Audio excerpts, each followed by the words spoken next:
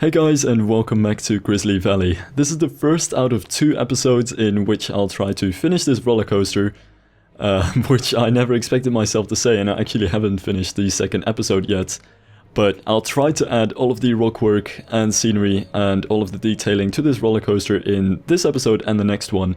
And in this one, I'll focus on these facades over here, some other scenery around the mountain just to make sure that it blends with the environment around it as well.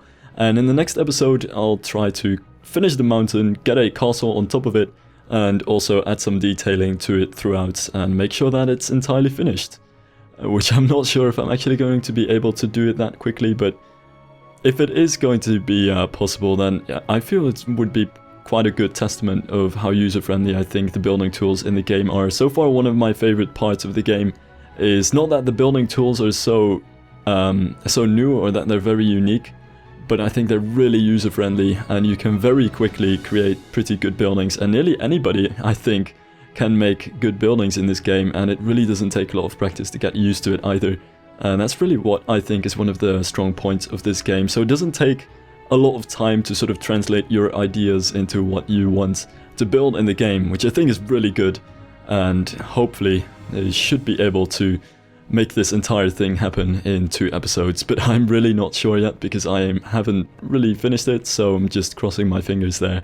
Anyway, this facade here is what I figured would be a really good way to form an entrance point to this area, since coming from the rest of the park, that is the entrance, this is sort of one square where all the paths, that is the 2 paths, toward this mountain meet, and from both paths you'll also be able to see the mountain in the distance. And I really felt that it would be nice to also have a facade in front of that, so you get that sort of layering effect of having the facade in the front and then far away in the background have the castle, which also helps with forced perspective because the castle is going to be pretty small and it's not going to be anything spectacular, but much like the Disney castles, by having it far away and having some things in front of it and having it very high on some rocky thing, you can make a building look much larger than it really is, and that's really the idea of how I wanted to lay out this area. So when you get to this little square and you have these buildings in front of here, it's hopefully going to be a somewhat impressive look with the castle in the background. Also, something which I really wanted to do here is get all of this layering going on of different things. So there are paths going over paths and different heights of paths, but also the coaster tracks going underneath paths as well as over them, which really, I think, creates quite a dynamic area over here, and especially from the coaster POV, hopefully is going to look pretty good in the end.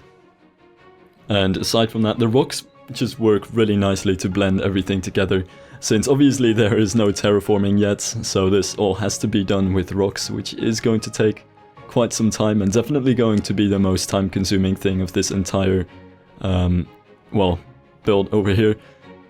But it's actually quite a lot of fun, and it's not too hard to actually get the rocks in. I actually find you can pretty much stay with one rock almost, as long as every time you place a new rock, you slightly rotate it. They never really end up looking too much the same. This over here, by the way, is finally the first shop to this entire area. One of the things which I do have to say is that I'm probably still a bit too used to how I do things in Roller Coaster Tycoon 3, given the thousands of hours that I put into it. So I just keep forgetting to actually add these shops and make use of them, so I figured, well, I'm gonna have to do it over here. So there's just one small premium food shop, but I'll definitely try and get some more shops and toilets. Everybody loves toilets in this game, and the Reddit has been petitioned to be renamed to Planet Toilet, so I might want to put some effort into toilets as well. But I'll try that eventually. The main goal of this facade isn't really to be anything functional, but just as more of a scenery and scenery type thing, and to really set the mood of the Alpine theme which I have around here. And just because I felt like it would be nice, I wanted to add that building at the back. Doesn't really serve a function either, but I figure it would be nicer to have that at the back of it than just rock work, because just rock work alone can get pretty boring from the coaster POV standpoint. Something which I should mention, by the way, over here, since it's currently nighttime, I decided that I'm going to turn off the day and night cycle. I did get very mixed comments, like some people didn't want it at all, but some people actually liked it. But I'm sorry for both parties in some kind of strange fashion, since I'm not going to use the cycle anymore, but I also won't keep it day. I think it's best to just determine what looks best, but especially what just works best for what I'm trying to do. So in any case, if I'm trying to add lighting to a certain area, I'll try to do that at nights, and if I'm trying to build things, especially the rock work, since it's already quite dark and hard to see at night, I'll just do that at day. And aside from that, I'll just leave the day-night cycle alone. The main reason why, I think, is because as good as I think both day and night look, and as handy as it is to have the cycle just to make sure that you know what your buildings and areas look like in different lightings and different times of day, I think it's just too distracting for a time-lapse, especially how fast the day-night cycle was and how pretty distracting it was in the time-lapse after all. Now this is going to be the way that I'll try to make the mountain, by the way. In a way, it's quite realistic. It's going to be just completely a hollow mountain, and I'll try to make the surface with just rocks, which is going to take quite a bit of time, and is probably going to be the most time-consuming part of this entire mission here. But that's basically the idea. Just fill it all up with rocks and try to, just for some variation, because the rocks alone look way too bare, add some simple foliage here and there on the rocks, but I'm not going to over-foliage it. So it's not going to be bare, but it's not going to be an entire forest either. I'm trying to find the middle ground there. And I'm also actually taking a lot of inspiration from the very old coasters, actually, from Stratales in Roller Coaster Tycoon 3, which is one of the best builders in that game, by the way. And if you're into Roller Coaster Tycoon 3, you should totally check his stuff out. But he quite often did make these terrain conforming and rocky coasters, which I think is a lot of fun to do. And with this coaster, like many of his projects, I don't just want to focus on the rock work and make sure that the coaster interacts a lot with rock work, but also have some buildings here and there. So there's going to be the castle on top of it, and some buildings on the sides of the mountain as well, where the coaster can go through the buildings, or have some wooden construction on the side, like these, I'm not entirely sure what they're called. You have these protection avalanche wooden fences on the sides of mountains, which are meant to stop avalanches, and that's something which I would also like to try and have some coaster interaction with, because I'm basically just looking for different things, not just rocks, but also buildings and other structures with which the coaster can just interact. And generally, the more things that the coaster can go through and come very close to, and the more head choppers you can get, the more exciting the ride is going to be in general, not just in terms of how it works in calculation, but also how it really works in real life, and I think it should eventually end up pretty nice that way. So yeah, in general, the coaster really draws from the very large downward curves of Expedition Everest, as well as that mountain theme, where it sort of has the interaction with the castle on top of it, which is very Tripstrail-like, and well, it's probably very similar as well to many of the mountain rides that Disney and Phantasialand have. So there's a lot of real-life inspiration, even though the roller coaster might not be that realistic, especially track-wise, since B&M would never realistically make a coaster like this.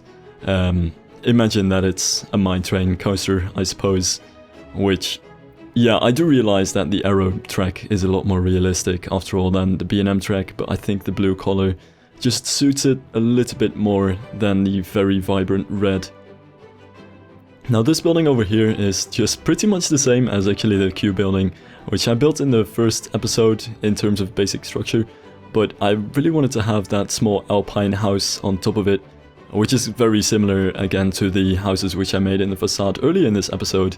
And they're all part of a more Austrian style alpine, I would say, especially with the roofs which really hang over and the very large balconies, which I'm actually really happy about that it actually worked out. And the basic style is really just down to that. You have a roof which really sticks out from the walls and balconies, and go from there pretty much. I do want to work more with different types of timber frames, since I don't really have any wooden frames in this building yet, and that's something which I still want to return to in the future. But just for a queue, I think it'll do, since it really doesn't have to be too much. Now from this point onwards, this episode is only going to be about the rock work, which is quite a necessary evil in this case. or this may actually be a praise of a pretty trivial thing of the game, but I don't think the rockwork is actually that evil in this game. It's one of the things which I also really love about this game, and I'll explain why exactly. Because even though they're really small rocks and there's a very small variety, they're actually very versatile, especially thanks to the placement, of course, and how you can freely rotate them. And especially in this case, I'm using the most right rock, really, because I feel it's the largest rock, so that means its job fastest done. But it also has like very different parts of the rock, like some more rugged parts and some smoother parts. So you can really use them. Like this one rock is almost this entire mountain, and yet the mountain really looks like it's made out of unique rocks and doesn't really look too repetitive at all. And also something which I really like about the rocks, but this comes down more to a theme park realism aspect, is the fact that it actually does look like quite a natural rock if it needs to be, but it actually resembles the theme park rocks quite a bit as well, since theme parks obviously use fake rocks, which is actually a common problem in Roller Coaster Tycoon 3, was that all the rocks look too realistic to actually make coasters out of them, or make coasters with them, like Thunder Mountain, since those are really fake rocks. But the rocks actually look pretty fake-ish, or quite similar to them if you want to, and they're actually very flexible in terms of how entirely you shape areas. And of course the textures are just really awesome, and they work really well with the lighting, and the shadows on them are really beautiful.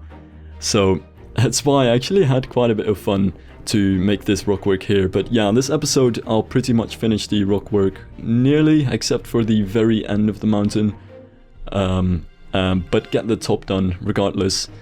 So in the next episode I'll be able to, right from the start building the castle and also add details to this rockwork. Another thing which was actually quite handy in this case is that there is actually a clearance on the rocks, which you can see them turn red all the time. You can't place rocks exactly next to the track, which made actually my job quite a bit easier, since I didn't really have to pay attention to rocks going through the track, because they just can't. But aside from that, having no clearance on the rocks themselves is really handy, and the way they blend together is just really amazing. Still though, I want the rocks to actually be very close to the track, especially underneath the track, since realistically mine train counterparts of this coaster would be next to the ground to be able to have the track bed run on the ground, which, even though this isn't a mine train coaster, I still wanted to have it run as close to the rocks as it could.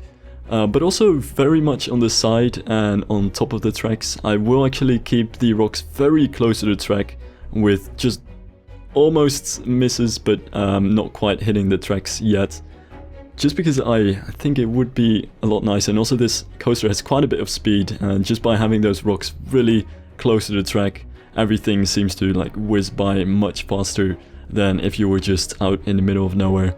And that's basically really just the plan of this entire mountain. Have the rocks go right past the tracks here, and then in the end shape up the mountain to look more like an actual mountain shape, and in the end put a castle on top of it, some more details, and make that one hell of a ride. That's basically the idea behind all of it. And also, in terms of Walt Disney, this is going to be sort of the one weenie of the park, so this is going to be just the one eye catcher and the highest point probably in the park, and really what I sort of want everything to go towards. So this entire coaster and the castle on top of it should really be visible from the largest area around this, and probably is going to be sort of the major and main attraction of this park. Much like you can see Thunder Mountain or Expedition Everest from very far away as well, and they're really these very huge eye-catching attractions, and that is still the idea behind this. The only thing it really lacks probably is a basketball court in the middle of it, which I think actually Expedition Everest had, but not anymore probably. Anyway, that's massively off topic. I also think the avalanche things are called snow fences. But yeah, anyway, that's just about it for this episode. There are just a couple more rocks to place, but I'm pretty much going to head back into Planet Coaster again and try to work on the third episode, see if I can get that done hopefully by today, and upload that sometime soon as well. So yeah, thank you guys for watching, and see you guys in the next episode, in which I'll start it off with the castle on top of this mountain here.